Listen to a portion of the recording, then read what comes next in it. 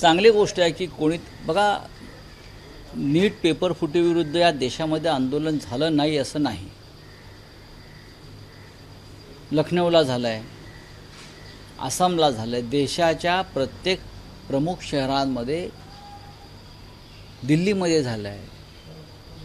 या पेपर फुटीविरुद्ध आंदोलनं झाली. सरकारनं ती दडपण्याचा प्रयत्न केला, त्यांच्यावर पाण्याचे फवारे मारले, अश्रुधूर सोडले आणि त्या आंदोलनाला प्रसिद्धी मिळू नये यासाठी तजवीज केली की अशा प्रकारे तरुण वर्ग संतप्त होऊन रस्त्यावर उतरलेला आहे आणि शिक्षण मंत्री धर्मेंद्र प्रधान यांचा राजीनामा मागतो आहे. या संदर्भातल्या कोणत्याही बातम्या प्रसिद्ध होऊ नये याची तजवीज सरकारने केली. त्यासाठी माध्यमांवर दबाव आलेले आहेत, हे मी स्वतः पाहतो आहे. आता हा जो काही कॉक्रोच जनता पार्टी आणि त्याचे संस्थापक अभिजित दिपके हे येऊन त्या विषयावर ते आंदोलन करणार आहेत जंतर मंतरला, असं आम्ही वाचतोय आणि ऐकतोय. अर्थात जर ते आंदोलन यशस्वी झालं आणि त्यात मोठ्या संख्येनं तरुण वर्ग उतरला तर सरकारला त्याची दखल घ्यावीच लागेल. आताही घ्यावी लागेल, जेव्हा पार्लमेंट सुरू होईल तेव्हाही ती घ्यावी लागेल. पण माझ्या माहितीनुसार हे आंदोलन यशस्वी होऊ नये, तरुणांनी तिथे पोचू नये यासाठी सरकार अत्यंत गोपनीयरित्या दबावाचं तंत्र अवलंबत आहे. जंतर मंतरच्या परिसरात मोठ्या प्रमाणामध्ये पोलीस फोर्स आहे आणि तरुणांनी तिकडे पोचू नये प्रत्यक्ष आंदोलनस्थळी यासाठी पोलिसांना विशेष जबाबदारी देण्यात आलेली आहे. साहेब, आंदोलनाचं यश तुम्ही कशावर मानता? लाखो युवक रस्त्यावर उतरणं की धर्मेंद्र प्रधान यांचा राजीनामा होणं? दोन्ही गोष्टींना मी यश मानतो. एकतर लाखो नसले तरी हजारो तरुणांनी उतरणं आणि त्यानंतर धर्मेंद्र प्रधान यांचा राजीनामा होणं, या दोन्ही गोष्टी एकाच नाण्याच्या दोन बाजू आहेत. इतकं मोठं स्कॅन्डल होऊन हजारो तरुणांचं भविष्य त्यात फसलेलं आहे, तरीही जर नरेंद्र मोदी हे त्या मंत्र्याचा राजीनामा घेत नसतील तर तुम्हाला स्वच्छ प्रशासन, झिरो भ्रष्टाचार याविषयी बोलण्याचा कोणता अधिकार नाही. खरं म्हणजे या संदर्भात राजीनामा द्यायची गरज अमित शहांची आहे, ते गृहमंत्री आहेत देशाचे. हा पेपर लीक प्रकरण जसं शिक्षण खात्याशी संबंधित आहे तसं ते लॉ अँड ऑर्डर, गुन्हेगारी, शेवटी त्या CBI आलेला आहे ना. शेवटी तुम्ही तपास CBIकडे का दिला? कारण गुन्हा घडलेला आहे. जर इतक्या मोठ्या प्रमाणात तरुणांचं आयुष्य उद्ध्वस्त करणारा गुन्हा घडला असेल तर देशाच्या गृहमंत्र्यांची जबाबदारी आहे की नाही? महाराष्ट्र हे त्या गुन्ह्याचं सेंटर आहे, केंद्रबिंदू आहे. मग महाराष्ट्रात ज्यांच्याकडे गृह खातं आहे त्यांची ही जबाबदारी आहे की नाही याचं उत्तर प्रामाणिकपणे द्यायला पाहिजे, मिळायला पाहिजे. पण राऊतसाहेब, आतापर्यंत विरोधी पक्षातील एकाही पक्षानं पाठिंबा दिलेला नाही, शुभेच्छा दिलेल्या आहेत पण अजूनपर्यंत पाठिंबा दिला नाही आहे. त्यामागची कारणं काय आहेत की विरोधी पक्ष आधी माहोल काय आहे? नाही, असं बघा, असं नाही आहे. हा एक सध्या कॉक्रोच जनता पार्टी हा एक अराजकीय आंदोलनाचा भाग आहे आणि अनेक सामाजिक संस्था किंवा अनेक क्षेत्रात काम करणारे कार्यकर्ते हे एकत्र जमत आहेत. या देशामध्ये लोकशाही असल्यामुळे अनेक राजकीय पक्ष आहेत, त्यांच्यामध्ये मतं आणि मतांतर आहे आणि ज्या पद्धतीनं राजकीय पक्षांवर सुद्धा सत्ताधाऱ्यांचा दबाव आहे, त्यातले काही राजकीय पक्ष त्याच्या आसपास फिरकणार आहेत. पण आमच्यासारखे जे लोक आहेत ते तरुणांनी आंदोलनात उतरावं आणि देशाच्या लोकशाहीचं आणि स्वातंत्र्याचं रक्षण करावं या मताच्या. विधान परिषदाच्या निवडणुका रद्दच करा अशी मागणी सुधीर मुनगंटीवारांनी केली. त्याला दोन संदर्भ पण आहेत. 1954 साली विधानसभेत असा ठराव देखील मंजूर झाला होता की विधान परिषद रद्द करा आणि 2017 साली देखील अनिल गोटेंनी मागणी केली होती विधान परिषद बरखास्त करा. नाही, विधान परिषद बरखास्त करा असं सुधीर भाऊंना का वाटतंय या संदर्भात त्यांनी एक पत्रकार परिषद घेतली पाहिजे. त्यांच्या पक्षाच्या प्रमुख नेत्यांसह, हे त्यांचं व्यक्तिगत मत असता कामा नये, किंवा राज्यसभा. याचं कारण काय? याचं कारण तुम्ही लोकांनी जो घोडेबाजार केलेला आहे या निवडणुकांमध्ये, तुम्ही लोकांनी म्हणतोय. विधान परिषदेत काल आपण पाहिलं, एका दिवसात 150 कोटी रुपये कोणी खर्च केले? आमच्याकडे नाही आहेत पैसे. पैसे कोणाकडे आहेत? पैसे मिंदे गटाकडे आहेत, पैसे फडणवीसांकडे आहेत पक्ष म्हणून, पक्ष अजित पवार गटाकडे आहेत, पक्ष नरेंद्र मोदी, अमित शहा म्हणजे गौतम अडाणीकडे आहेत. आणि त्या पैशाच्या माध्यमातून तुम्ही हा राज्यसभा, विधान परिषद आणि इतर सर्व निवडणुकांमध्ये त्याचा वापर करता. त्याच्यामुळे लोकांना निवडणूक नको आहे. विधान परिषद निवडणूकसुद्धा ही राज्यसभेप्रमाणे ओपन करा. म्हणजे तुम्ही तुमच्या प्रतिरोधाला मत दाखवा, अशा पद्धतीने करा ना. आम्ही ही मागणी केली आहे. आणि देशाच्या निवडणुका बॅलेट पेपरवरती घ्या, मतपत्रिकेवर घ्या. तुम्ही या मागण्या तुमच्या पक्ष नेतृत्वाकडे रेटून न्या, असं मी मुनगंटीवार यांना सांगेन. तुम्ही ह्या सगळ्या निवडणुका, सार्वत्रिक निवडणुका, विधानसभा, लोकसभा, जिल्हा परिषदा वगैरे, महापालिका, या तुम्ही बॅलेट पेपर, मतपत्रिकेवर घ्यायलाच पाहिजेत. आणि विधान परिषद आणि राज्यसभेसारख्या ज्या निवडणुका आहेत त्या तुम्ही, राज्यसभा ओपन होते आहे म्हणजे तुम्हाला तुमचं मत दाखवावं लागतं. त्याचप्रमाणे विधान परिषदेच्या सर्व निवडणुका, मग त्या स्थानिक स्वराज्य संस्थांमधल्या असतील किंवा विधानसभेतून निवडून जाणारे लोक असतील, आमदारांनीसुद्धा, तुम्ही तुमचं मत हे मी माझ्याच पक्षाच्या व्हीपनुसार दिलं आहे की नाही हे लोकांना दाखवा. तुमच्या पक्षाला प्रश्नच मिटतोय ना. राऊत तुम्हाला बर्नॉल पाठवलं नितेशांनी, तुम्ही त्यांना परत रिटर्न गिफ्ट नाही. संस्कृती असं तुम्ही काय पाठवणार आहात का? अजिबात कशा करता पाठवायचं?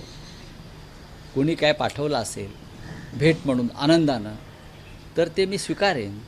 आणि अनेकांना इस्पितळामध्ये जखमींना अशा बर्नॉलची गरज असते. आता त्यांनी बर्नॉल का ठेवलं, ते कुठे जखमी झालेत का बघायला पाहिजे. त्यांनी एवढा स्टॉक आणून ठेवला होता. हां, हे बघा,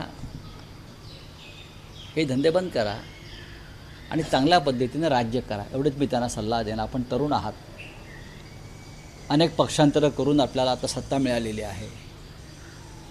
आपलं कुटुंब मूळचं बाळासाहेब ठाकरेंच्या विचारांचं, शिवसेनेचं आहे. मधल्या काळामध्ये आपण अनेक पक्ष बदललेले आहात.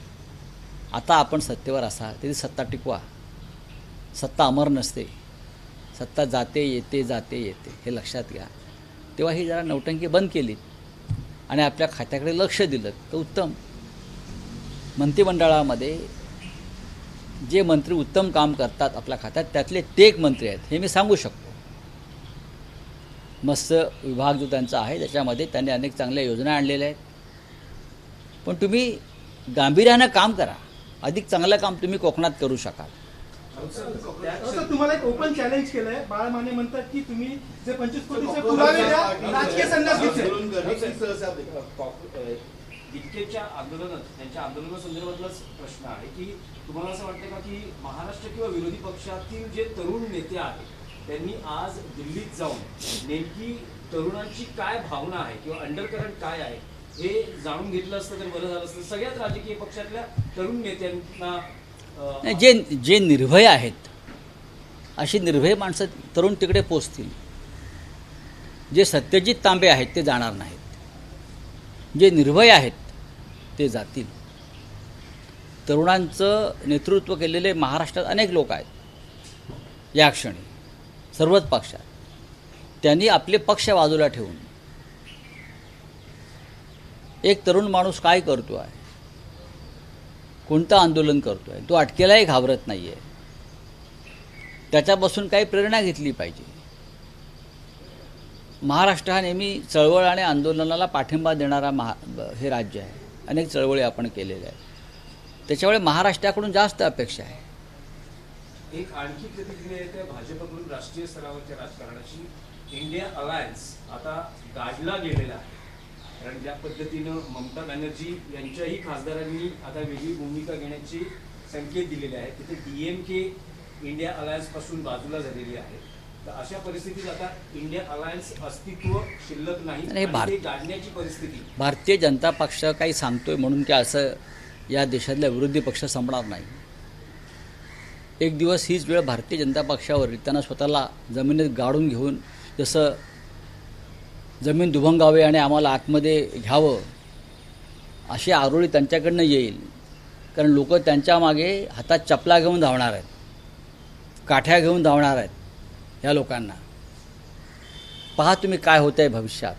नाही, पण भविष्याचं सोडा. 8 तारखेला बैठक आहे इंडिया अलायन्सची, 2 दिवस शिल्लक उरलेले आहेत. अशा वेळेत कोणते पक्ष सहभागी होणार आहेत? विरोधी बहुतेक पक्षात? सर्व पक्ष सहभागी होतील. शिवसेना हो काय नाही होणार. बघा असं आहे की काही पक्षांनी असं सांगितलं की आम्ही व्हिडिओ कॉन्फरन्सिंगद्वारे सहभागी होऊ. काही अडचणी आहेत अनेक पक्षांच्या, पण अनेक पक्ष दिल्लीला उपस्थित राहतील आणि इंडिया अलायन्सची बैठक उत्तम प्रकारे होईल. उद्धव ठाकरे ही व्हिडिओ कॉन्फरन्सिंगनेच उपस्थित बघू ना. अजून बघा, दिल्ली आणि मुंबई अंतर 1 तास 45 मिनिटाचं आहे. 1 तास 45 मिनिटाचं आणि फार नाही आहे. रावसाहेब, काल तुमची राज ठाकरेंबरोबर भेट झाली, कोणकोणत्या विषयांवर चर्चा झाली? गप्पा मारल्या आणि अराजकीय गप्पा मारल्या. सन्माननीय राज ठाकरे हे साहित्य, संस्कृती, पर्यटन, कला या विषयावरती त्यांच्याकडे उत्तम माहिती असते आणि राजकारण्यांना याविषयीसुद्धा ज्ञान असायला पाहिजे आणि त्या विषयावरसुद्धा आपण संवाद साधला पाहिजे.